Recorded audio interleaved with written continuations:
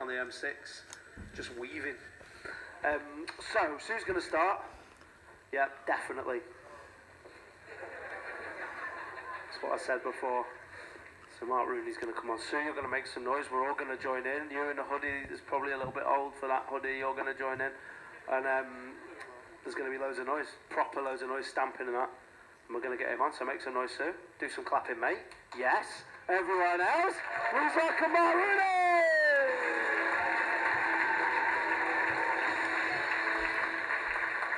Thank you very much. You seem a really good audience, to be honest. A few weeks ago, though, I had really a bad crowd. In fact, before me, there was a comedian, and the crowd booed all the way through. In fact, they were still booing him when I was on, so it got a bit worrying.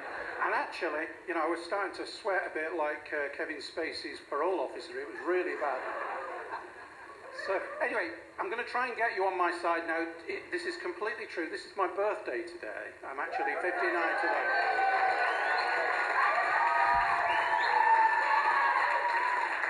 That's the only real way I'm ever going to get any cheer, anyway. And dragging my cousin for 200 miles, you know, as you said, I'm very appreciative. But so it's my birthday, and I actually share it, and you can Google this. It's January the 14th. I share it with Harold Shipman. Which is ironic because we both have a record of losing our patience really easily. And the other thing is, if you remember in Salisbury, the Novacek was hidden actually in a perfume bottle. And it's no surprise that members of my family this birthday seem to be buying me bottles of aftershave lotion that they bought from Boots in Moscow. So I'm starting to worry just a little bit. So, is there anybody here who's vegan? Yeah. Oh, great. At least there's a few of you, because you normally keep quiet about it to most of us. So, and the one thing, it's actually National Non-Gluten Day today, and as part of that, it's part of the January, which I've been taking part in, which is where you agree to eat as a vegan for the full month. And a couple of days ago, some friends of mine sent me a congratulatory card, and to be honest, it was about the tastiest thing I've managed to eat all month. So, and I'm here today with my wife of 33 years, Christine. She has something. She's only been hearing these jokes for about 34 years, but she has something special, and always for me, she has had something so special that money could never buy. Low standards, mainly. When we get married, I was a little bit worried because, you know, on our wedding day, she only invited me to the evening do, which was not a good start. But she was great, and because she's attractive, I've married up, punching above her weight, and looking at a lot of the couples around here, I can see there's a lot of blokes in a very similar position tonight. It's not normally a problem though, actually, because you know, except when I go to the supermarket and we get to the checkout and the cashier keeps putting that next customer divide down right in the middle of all our food. Which is sending the wrong signal. And I said to her once, you know, am I the only one that you've ever had? And she said, yes, absolutely. I've had mainly 7s and 8s. 1 9. But she does say nice things to me, even though she usually just now looks at me like a pensioner would look at snow. And she says, you know, you do. You know, she does say very, very nice things, and I'm very appreciative.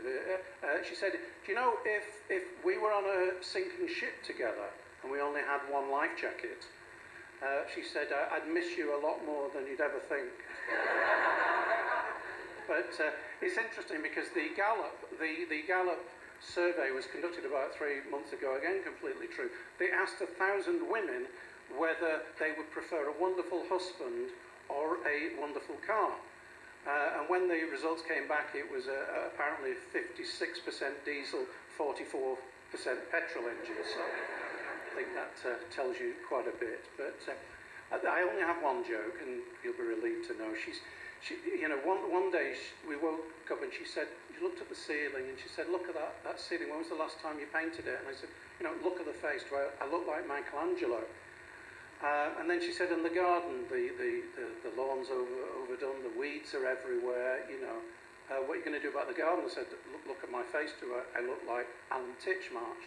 Anyway, I came home the following day, and the garden was perfect, and the painting had been done on the ceiling. It was great. So I said to her, well, how did this happen? How much did it cost? And she said, well, no, it cost nothing, actually. That nice young neighbour from next door said he'd do it for free if either he had his wicked way with me or I cooked him a decent homely meal. So I said, well, what did you cook? And she said, look at my face. Do I look like Delia Smith? Anyway, when we have two children, two lovely children. They're both here. They were Samantha and Sarah. They were bottle fed when they were babies.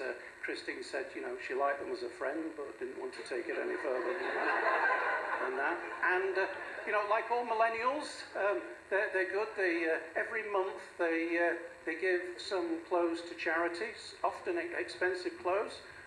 For reference, Charity is the name of the dry cleaners in Oldham who washes it, cleans it, irons it, and gives it them back. But no, they are great.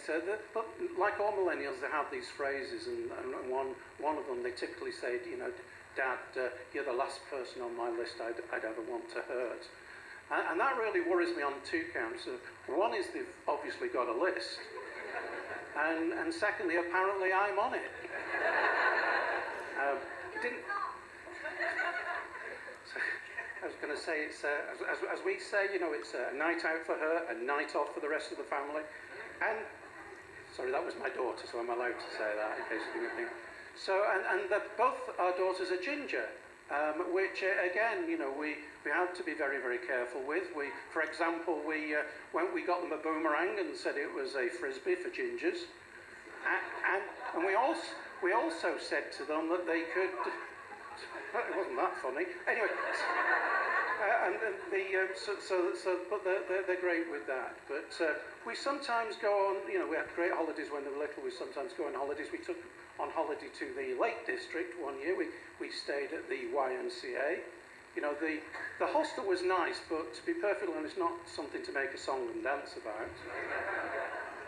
But we tried to save money in ways. We had double glazing put in, so they couldn't hear the ice cream van, and that seemed to work. But most millennials are obviously obsessed with their mobile phone when it's charged, etc. And I'm convinced that the last words I'm ever going to hear as I lie in my hospital bed is one of them rowing with the doctor, saying, I needed this plug to charge up my mobile phone. How was I know it was connected to his life support machine? I thought it was a nice turn this year, though. I said it's my birthday. They've got me Dignitas vouchers this year. I don't know what that's all about. Anyway, so I'll leave you now. And it's only been 8 minutes. I'm sure it's probably seemed like about an hour and 8 minutes, but it has only been 8 minutes. And just with a couple of thoughts. How does the extra sensitive toothpaste in your bathroom feel when you put other toothpaste into it? And the final one is why do we why do we always have a step ladder at home, and when we're ever going to get to meet our real ladders? You've been a great audience. Thank you very much.